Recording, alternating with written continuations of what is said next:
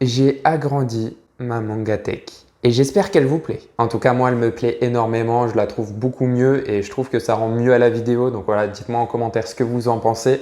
Et je sais, vous me l'avez demandé, mais vous en faites pas. Il y a une présentation de ma mangatech qui va arriver très rapidement dans les prochaines semaines. Si vous voulez pas manquer cette vidéo mangatech, n'hésitez pas à vous abonner à la chaîne. En plus, voilà, on est bientôt 100 sur la chaîne en à peine un mois que j'ai commencé les vidéos. Donc voilà, ça me tient vraiment à cœur que vous me suivez dans ma passion du manga. Et voilà, ça vous coûte peut-être pas grand-chose. 100 abonnés, c'est peut-être pas beaucoup pour vous, mais pour moi, c'est énorme.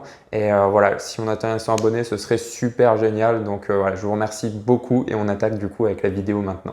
Donc vidéo, on va parler des achats manga que j'ai effectués au mois de mai. J'en ai acheté pas mal, de l'occasion et du neuf. Des nouvelles séries essentiellement. Je n'ai pas continué énormément de séries que j'avais en cours. J'ai vachement commencé 2 nouvelles séries pour essayer d'agrandir la collection de ma mangatech. Donc allez, on attaque ça tout de suite et on va regarder ce que j'ai acheté ensemble.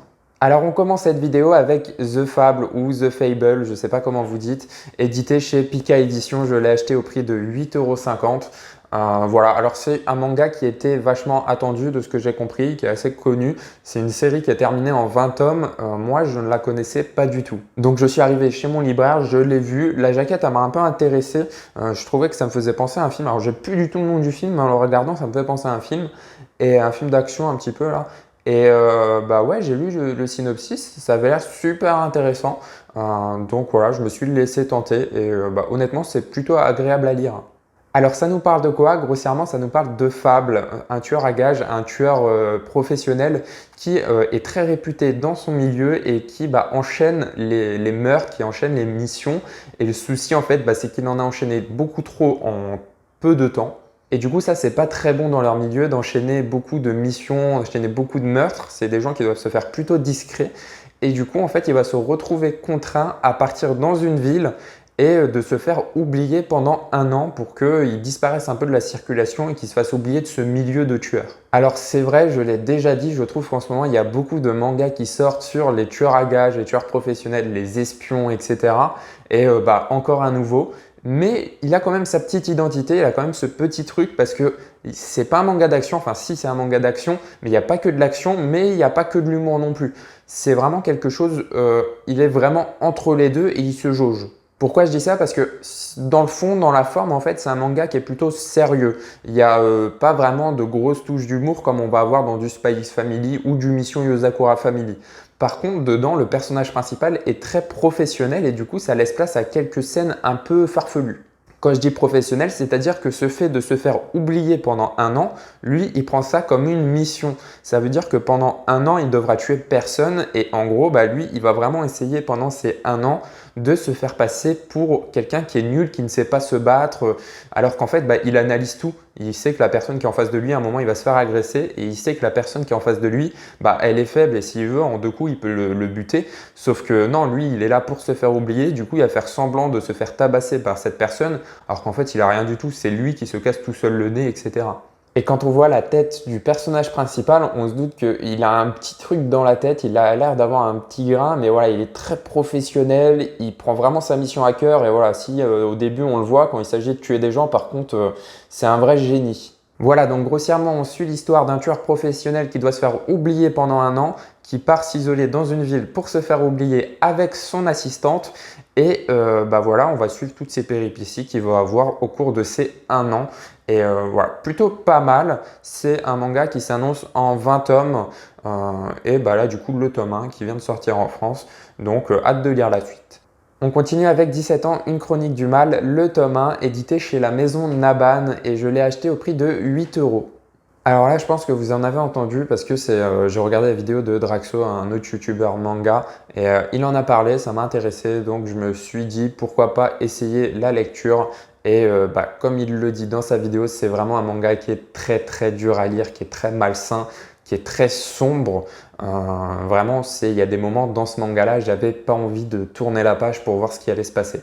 Alors 17 ans, une chronique du mal, c'est tiré d'une histoire vraie. Ça nous raconte l'histoire d'une jeune lycéenne qui s'est fait kidnapper par un groupe de personnes, un groupe de jeunes lycéens et qui se retrouve en fait à se faire séquestrer, qui se retrouve à se faire violer pendant plusieurs mois.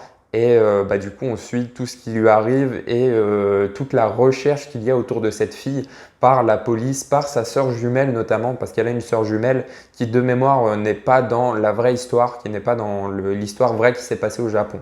Et vraiment c'est méga dur à lire, vraiment. Quand je dis qu'il y a des moments où j'avais pas envie de tourner la page, c'est vrai, il y a vraiment des moments où j'avais pas envie de voir ce qui allait se passer.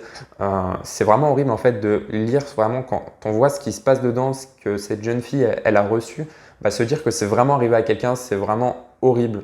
On se demande vraiment comment il y a des gens qui ont pu faire ça en fait. Il y a eu plusieurs livres de faits sur cette affaire, il y a même eu des reportages si je dis pas de bêtises. Et bah là du coup ça arrive en manga. Moi je connaissais pas du tout cette histoire, je connaissais pas du tout cette affaire, donc je me suis dit bah pourquoi pas la lire. Alors voilà, c'est très dur à lire, mais finalement bah, on a quand même envie de savoir qu'est-ce qui va arriver, comment est-ce qu'elle va s'en sortir, etc. Voilà, donc c'est une histoire qu'on n'a pas envie de lire, mais qu'en fait on a quand même envie de savoir la suite. Espérer qu'à la fin il y aura une happy ending, quoi, ce serait vraiment le mieux, même si honnêtement, au vu du tome 1, je doute qu'il y ait une happy ending à la fin. Donc bon, voilà, 17 ans, une chronique du mal, c'est une série qui sera en 4 tomes. Actuellement, il y en a 3 de sortie, ou 2, 3, je crois qu'il y en a 3. Et j'ai du coup fait l'acquisition du tome 1. On continue du coup avec The Killer Inside, le tome 3, mais également le tome 4, édité chez Kiun, et je les ai achetés au prix de 7,90 €. Bon alors, je vous l'ai déjà dit, vraiment pour moi, en termes de seinen, un peu thriller psychologique, c'est vraiment actuellement un des meilleurs mangas, je trouve. C'est super profond, il y a de l'enquête, il y a de l'intrigue, il y a des retournements de situation. C'est vraiment, il y a des cliffhangers à la fin des mangas qui sont énormes, on a envie de savoir la suite. Et d'ailleurs, à la fin du tome 2, il y en avait un qui m'a donné envie de lire la suite. Et bah, je n'avais pas encore acheté la suite. Donc là, j'ai acheté le tome 3. Et au cas où qu'à la fin du tome 3, il y ait un autre cliffhanger, bah, j'ai acheté le tome 4 pour éviter ça. En espérant qu'à la fin du tome 4, il n'y ait pas un cliffhanger. Donc je ne l'ai pas encore lu. Mais je pense que je vais le lire dès que j'aurai terminé de tourner cette vidéo. Et hâte de voir ce qui va se passer. J'ai pas encore acheté le tome 5, je sais qu'il est sorti. Mais non, j'ai vu petit à petit. Parce que voilà, il y a pas mal d'achats manga à acheter. Il y a pas mal de mangas à acheter. Et voilà, j'ai pas envie de dépenser des 1000 et des 100 chaque mois. Et on continue avec l'Attaque des Titans Birth of Levi, le tome 2 en édition couleur chez Pika Édition. Et il n'y a plus le prix derrière, mais je crois que je l'ai acheté au prix de 8,50 € si je vous dis pas de bêtises. Donc bon voilà, je ne l'ai pas encore lu, mais vu que le tome 1, bah, il était plutôt pas mal et c'est une série qui est en 2 tomes, un spin-off qui est en 2 tomes. Donc bah, voilà, je l'ai acquis également, je l'ai également acheté. J'ai pris l'édition couleur vu que le tome 1 c'était l'édition couleur, même si cette fois-ci le libraire eh ben, il avait l'édition normale, mais j'avais pas envie d'acheter l'édition couleur et l'édition normale en même temps. Donc bon voilà, l'Attaque des Titans Birth of Levi, le tome 2, hâte de lire, je vous en parlerai sûrement dans ma lecture manga. Et bah voilà, on passe au manga suivant. Et on continue avec le bateau de Thésée, édité chez Vega Dupuis. Donc je les ai achetés, c'était une offre découverte, je les ai achetés au prix de 3 € l'unité, donc 6 € en tout. J'ai acheté le tome 1 et le tome 2. Alors ce manga-là, c'est vous qui me l'avez conseillé en commentaire. Alors j'avais déjà vu en fait la couverture du manga à la Fnac. Et bah en fait, en voyant la couverture, ça ne m'avait pas du tout tenté et j'ai pas lu le synopsis. Et chose, je pense qu'il ne faut pas faire parce que très souvent, il y a des mangas qui ont une couverture pas super belle et finalement, le synopsis est super intéressant. Et quand vous me l'avez conseillé, j'ai lu le synopsis et bah ouais, j'ai trouvé ça super intéressant.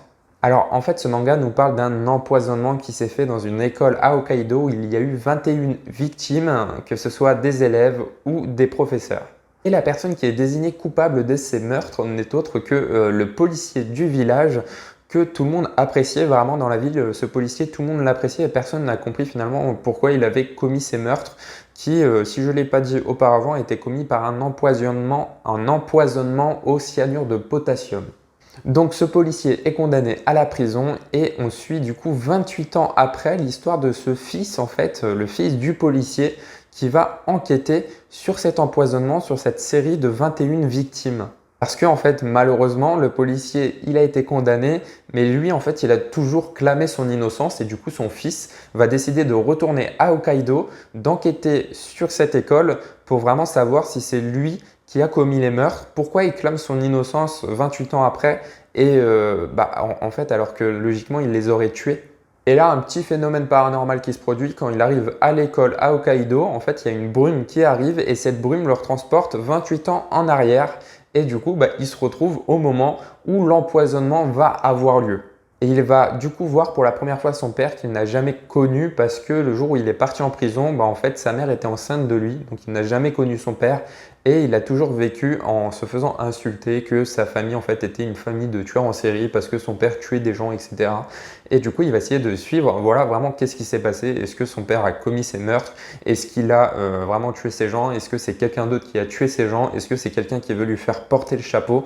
Voilà, on découvre tout ça dans le bateau de Thésée. Et pour l'instant, j'ai lu le tome 1 et c'est super addictif. Vraiment, on a envie de savoir vraiment qu'est-ce qui s'est passé parce que il y a pas mal de retournements de situation. Au début, à un moment, on va penser que ça va être le père. Après, on va penser que ça va être une autre personne. Et finalement, non, il va se passer un truc où on va encore changer d'idée. Voilà, ça nous brouille les pistes. C'est plutôt pas mal.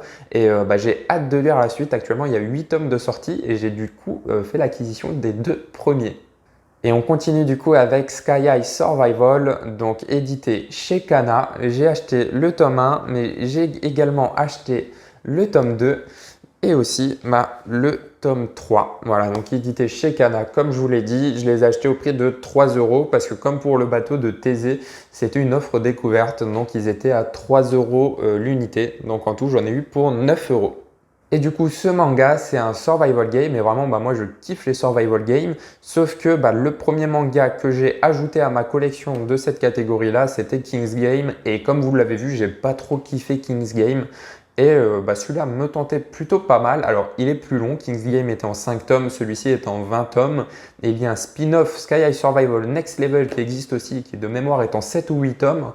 Et du coup, il m'intéressait pas mal. J'ai vu cette offre découverte et du coup, je les ai achetés.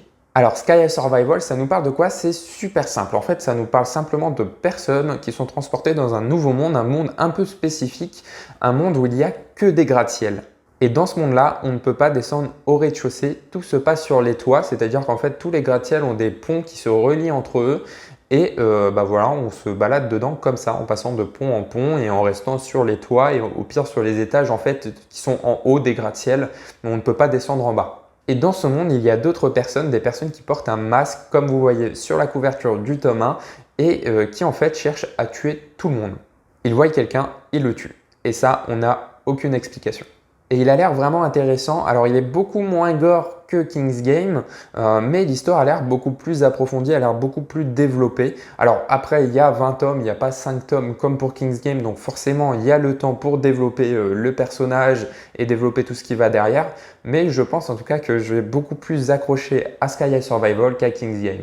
Et on continue du coup avec 20th Century Boys, la Perfect Edition, le tome 6, édité chez Panini Manga. Je l'ai acheté au prix de 15 € de mémoire. Je crois qu'il coûte 15 ou 16 €. Voilà, celui-là, vous connaissez, à force, j'en parle à chaque vidéo. Et voilà, chaque mois, vous allez le voir. Chaque mois, il y a un nouveau tome qui sort. Donc le tome 6, hâte de lire. Vraiment, à chaque tome, c'est excellent. Je ne veux pas beaucoup plus approfondir dessus parce que j'en parle assez souvent, je pense. Si vous voulez savoir l'histoire, n'hésitez pas à regarder les anciennes vidéos pour voir de quoi ça parle. Mais bon, voilà, du Naoki Urasawa, c'est du génie. Et voilà, que du bonheur, hâte de le lire et hâte de le terminer. J'ai ensuite acheté le tome 3 de Grand Blue, édité chez Meian. Donc celui-là, je l'ai acheté au prix de 6,95 €. Alors moi, je kiffe Grand Blue. Je sais qu'il y en a qui n'accrochent pas du tout à l'humour qu'il y a dans ce manga-là. Moi, je le kiffe. Vraiment, je tape des gros fous rires devant. Il me fait extrêmement rire. Les 2 premiers tomes, je les ai trouvés super bien.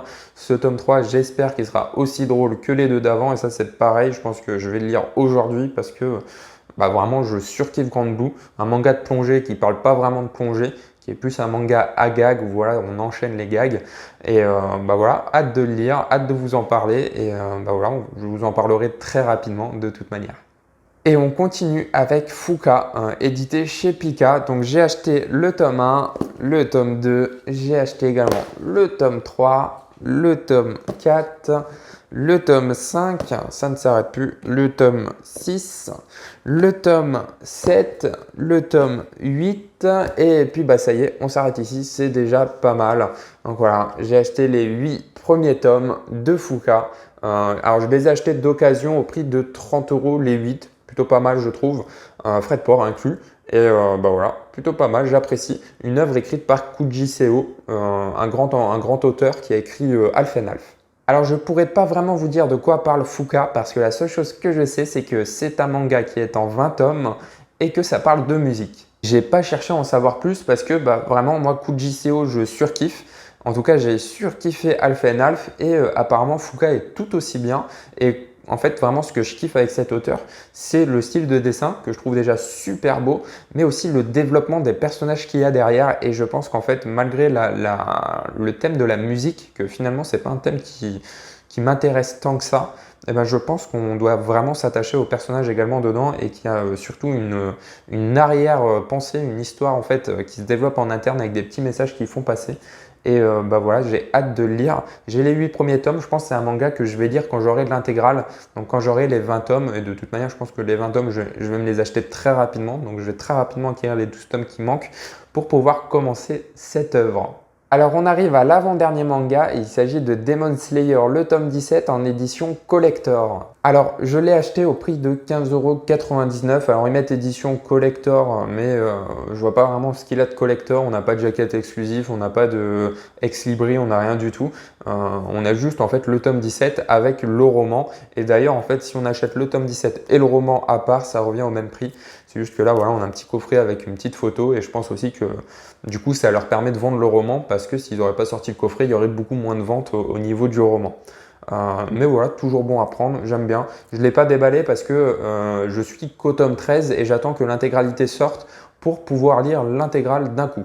Pourquoi? Alors j'en ai déjà parlé, mais il y a des mangas que je kiffe et une fois que je sais qu'ils sont terminés en fait, je préfère attendre que tout sorte pour pouvoir tout lire d'un coup et éviter en fait d'attendre 2 mois pour lire le tome suivant et finalement dans 2 mois on se souvient plus du tome d'avant donc on relit le tome d'avant et là voilà au moins j'aurai toute l'histoire en tête et du coup je pourrai tout enchaîner, ça sera beaucoup plus fluide dans ma tête. Et on termine cette vidéo du coup avec le tome 98 collector de One Piece. Voilà, donc j'ai réussi à me le procurer. Mon libraire, il lui en restait un petit. Voilà, j'ai eu la chance d'y aller à l'ouverture et de me le procurer.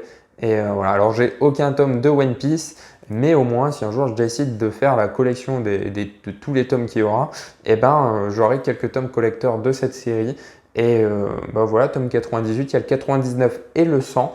Particularité, alors voilà, petite couverture en cuir. Le One Piece et le tome 98, Eiichiro Oda Glénat en fait est en bronze pour le tome 98. Ce sera en argent pour le tome 99 et ce sera en doré pour le tome 100. Et j'étais vraiment choqué de voir, encore une fois, c'était la même chose pour le coffret collector de Demon Slayer, mais de voir à quel point les gens en achètent pour le revendre derrière. Alors autant moi, voilà, je ne veux pas le déballer, c'est pour la collection, etc. Mais je trouve c'est quoi l'intérêt de le vendre derrière, surtout de ce qu'on voit. Apparemment, il aurait été tiré à 40 000 exemplaires. Enfin, c'est énorme, 40 000 exemplaires. Et il se retrouve déjà en rupture partout. Alors que je suis sûr, il y a plusieurs années, 40 000 exemplaires, tout le monde aurait pu s'en procurer un quasiment. Alors même si c'est 40 000 dans le monde, c'est plutôt pas mal. Et voilà, cette vidéo achat manga, elle est terminée. J'espère qu'elle vous aura plu. J'ai acheté une vingtaine de mangas. J'ai commencé pas mal de nouvelles séries. Si vous en connaissez quelques-unes, dites-moi ce que vous en pensez. Dites-moi également ce que vous avez acheté ce mois-ci. Mais surtout, dites-moi ce que vous pensez du coup de ma nouvelle Mangatech. Et comme je vous ai dit, je vous la présenterai dans une prochaine vidéo qui va arriver très rapidement, si ce n'est la semaine prochaine, je pense. Donc voilà, n'hésitez pas à vous abonner, à laisser un petit commentaire et à mettre un petit pouce bleu si la vidéo vous a plu. Et on se retrouve du coup très vite pour une prochaine vidéo. Ciao!